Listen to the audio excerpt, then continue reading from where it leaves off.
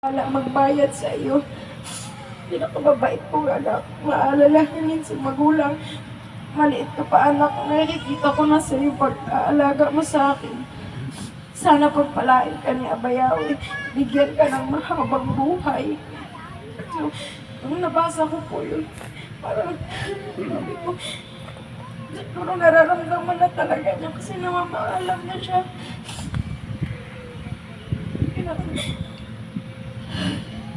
Siyempre, alam ko lahat naman po kami magkakapatid. Nagbantay, nag-alaga kay Papa sa kanya-kanyang pamamaraan, sa mga sarili kakayahan po namin. Kaya, sa mga huling sandali ni Papa, napapasalamat ako, panalangin ko kayo. Kasi, siguro sa amin magkakapatid, ako na lang yung naguhod doon na. Sabi ko kay Father Yahweh na hindi ko alam ano pong ipagdadasal ko. Yung gumaling pa po si Papa at makauwi. O ipagpaubaya ko na kasi nahihirapan na po siya.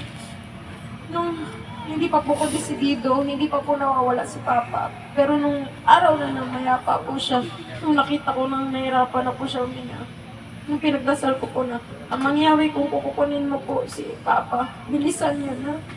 And narinig po ulit ni Amang Yahweh sa pangalawang pagkakataon yung panalangin po. Mga 4 hours lang, wala na si Papa. So parang makiramdam pinantay lang ako ni Father Yahweh na i-let go na siya. And panatag na rin naman po loob ko dahil na kay Amang Yahweh na rin po siya. Maraming salamat po sa lahat ng nakiramay din po at nagmamahal kay Papa. Hallelujah. Kaya